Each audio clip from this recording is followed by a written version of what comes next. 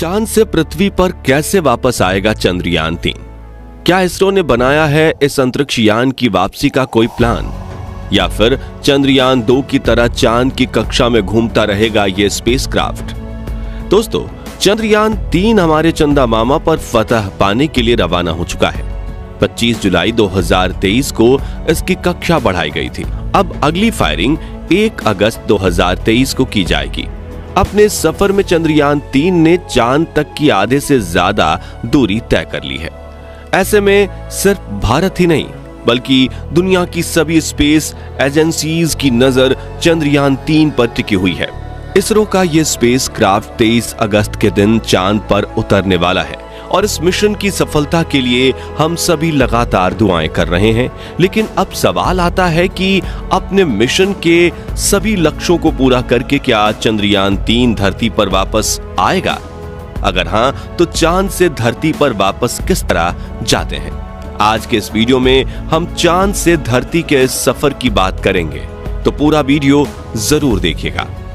चंद्रयान-3 इसरो का एक ऐसा स्पेस मिशन है जिसकी नींव आज नहीं बल्कि साल 2014 में रखी गई थी। दरअसल साल 2014 में अपने मिशन मंगल को पूरा करने के बाद भारत ने चांद पर जाने का सपना देखा था, जिसके बाद 5 सालों तक लगातार मेहनत करके इसरो ने चंद्रयान-2 मिशन को लॉन्च किया था, जो बदकिस्मती से अपने आखिरी चरणों में पहुंचकर फेल हो गया। तभी इसरो ने ये ठान लिया कि हम चांद पर फतह पाकर रहेंगे।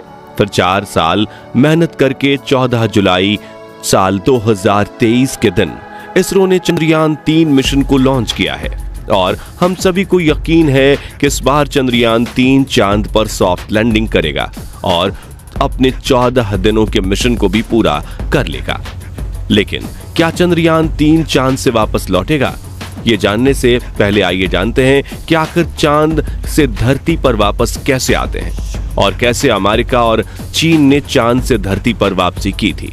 तो बता दें कि चांद पर जाकर धरती पर वापस आने की प्रक्रिया सबसे पहले अमेरिकी स्पेस एजेंसी नासा ने तब की थी जब उन्होंने अपोलो 11 मिशन के दौरान अंतरिक्ष यात्रियों यानी कि इंसानों को पहली बार चांद पर भेजा था। 11 जुलाई 1969 के दिन नासा के सैटर्न 5 रॉकेट से अपोलो 11 के स्पेसक्राफ्ट को चांद पर जाने के लिए लॉन्च किया गया था और 21 जुलाई 1969 के दिन अपोलो 11 का लैंडर चांद की धरती पर सुरक्षित उतर गया था, जिससे एस्ट्रोनॉट नील आर्मस्ट्रॉन्ग और बज एल्ड्रिन ने पहली बार चांद पर कदम रखा था। इसी के साथ ही अमेरिका इंसानों को चांद पर भेजने वाला दुनिया का सबसे पहला देश बन चुका था।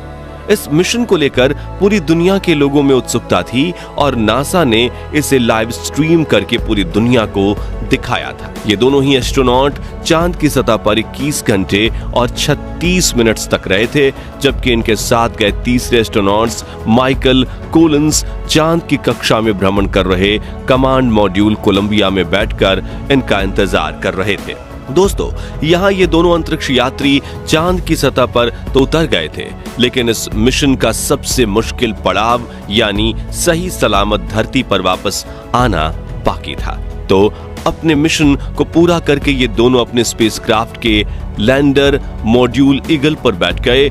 इसके बाद इन्होंने चांद की सतह से ऊपर उठने की प्रक्रिया की शुरुआत की, जिसमें सबसे पहले इन्होंने एसेंट इंजन और डिसेंट इंजन से अलग कर दिया, क्योंकि इस लैंडर को इस तरह से सेट किया गया था कि डिसेंट इंजन का काम इन्हें चांद की सतह पर लैंडिंग करवाना था, जबकि एसेंट इंजन का काम इन्हें वापस चांद की कक्षा में ले जाना था।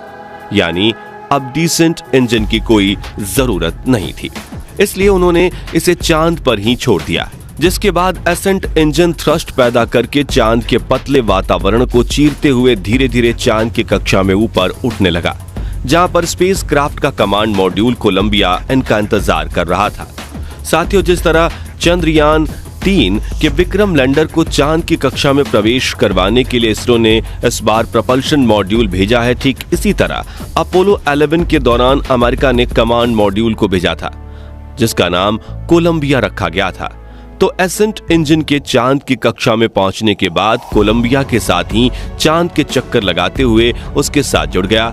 जिससे नील आर्मस्ट्रांग और बज एल्ड्रिन कमांड मॉड्यूल यानी कोलंबिया में चले गए।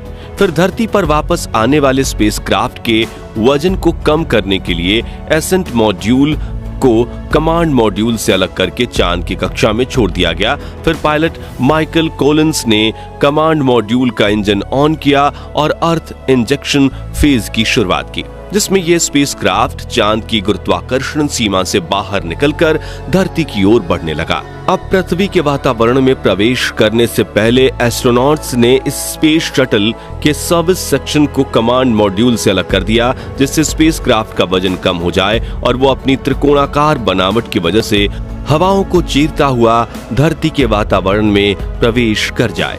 इस दौरान जैसे स्पेसक्राफ्ट पृथ्वी की गुरुत्वाकर्षण की सीमा में दाखिल हुआ तो ग्रेविटी की वजह से तेजी से धरती की तरफ बढ़ने लगा। दोस्तों, जब भी कोई स्पेसक्राफ्ट धरती के वातावरण में प्रवेश करता है तो घर्षण की वजह से काफी गर्मी पैदा होती है।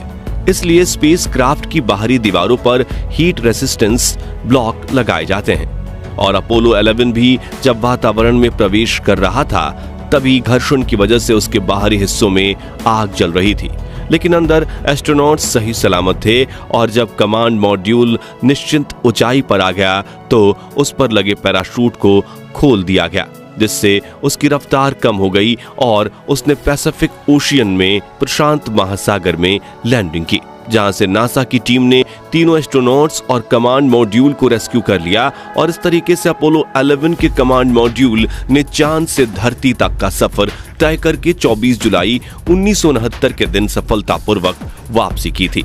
दोस्तों, अब अगर आप कहें कि ये तो 50 से भी ज्यादा साल पुरानी तकनीक है, तो बता दें कि साल 2020 में चीन ने भी अपने मून मिशन चेंग-ई 5 को लॉन्च किया था, जिसमें लगे लैंडर का काम था चांद की सतह पर सॉफ्ट लैंडिंग करना और अपने रोबोटिक पार्ट्स की मदद से लूनर सैंपल कलेक्ट करके धरती पर भेजना। और चीन ने भी वापस लौटने के लिए इसी तकनीक का इस्तेमाल किया था, जिसमें चांद की कक्षा में पहुंचने के बाद लैंडर अपने ऑर्बिटर से अलग हुआ और अपने डिसेंसर इंजन की मदद से चांद की सतह पर लैंड हुआ। जिसके बाद सैंपल कलेक्शन करने के बाद एसेंडर हिस्से में रखे कैप्सूल में स्टोर किए गए थे और एसेंडर इंजन उसे लेकर चांद की कक्षा में वापस आकर ऑर्बिटर से जुड़ गया और सैंपल वाला कैप्सूल ऑर्बिटर में ट्रांसफर हुआ था। फिर खुद को लैंडर से अलग करके ऑर्बिटर धरती की ओर बढ़ा और धरती के वातावरण में प्रवेश करने से पहले उसका पिछला हिस्सा अलग हो गया, जिसके बाद उसका अगला हिस्सा अलग हो गया और पृथ्वी पर उसका रिटर्नर हवा को चीरते हुए सतह की ओर बढ़ रहा था। और सही समय पर उसके पैरासूट खोलकर उसकी रफ्तार कम की गई थी और वो चाइना के मंगोलिया में लैंड हुआ था, जहां से उसे रेस्क्यू करके लूनर सैंपल कलेक्ट किए गए थे। चीन के इस मिशन की लॉन्चिंग 23 नवंबर 2020 के दिन हुई थी और 16 दिसंबर 2020 के दिन इसने धरती पर लैंडिंग की थी। अब दोस्तों, अगर हम हमारे चंद्रयान 3 की बात करें तो 23 अगस्त के दिन शाम के करीब 6 बजे चंद्रयान 3 का लैंडर चांद की सतह पर लैंडिंग करेगा, जिसके बाद उसके अंदर मौजूद रोबोटिक प्रज्ञान रोवर बाहर निकलेगा और ये दोनों ही चांद की सतह पर अपने प्रयोग करेंगे।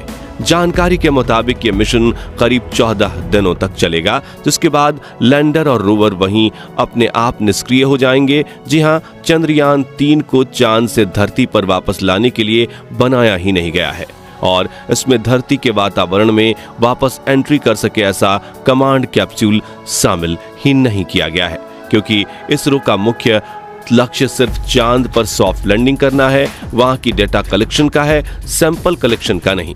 यानी चंद्रयान 3 की धरती पर वापसी नहीं होगी। और अगर भविष्य में इसरो चंद्रयान 4 मिशन के दौरान अपने स्पेसक्राफ्ट को चांद की सतह पर सैंपल कलेक्शन करने के लिए भेजता है तो धरती पर वापसी के दौरान चंद्रयान 4 भी अमेरिका और चीन की जैसा ही रूट अपनाएगा और धरती पर लैंड करेगा। यहाँ बता दें कि अंतरिक्ष से धरती पर आने का एक और तरीका भी है, जिसमें स्पेस शटल का आकार एक एयरप्लेन की तरह होता है, जो पृथ्वी के वातावरण में प्रवेश करके हवाओं को चीरते हुए अपनी लैंडिंग साइट की तरफ बढ़ता है, जो सामान्य रूप से एक एयरपोर्ट होता है और नीचे पहुंचकर वो एयरपोर्ट रनवे पर एक हवाई जहाज की तरह ही लैंड करता है।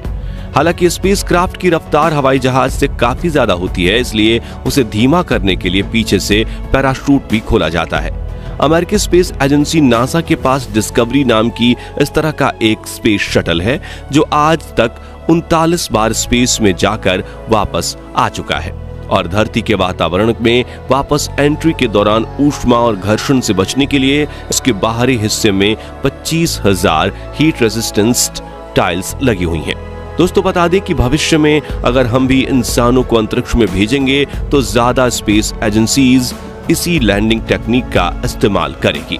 तो दोस्तों अगर आप भी चाहते हैं कि इस बार भारत चांद को अपनी मुट्ठी में कर ले तो कमेंट बॉक्स में इसरो को अपनी दुआएं और शुभकामनाएं जरूर दीजिए और जानकारी पसंद आई हो तो वीडियो को लाइक और शेयर जरूर कीजिए।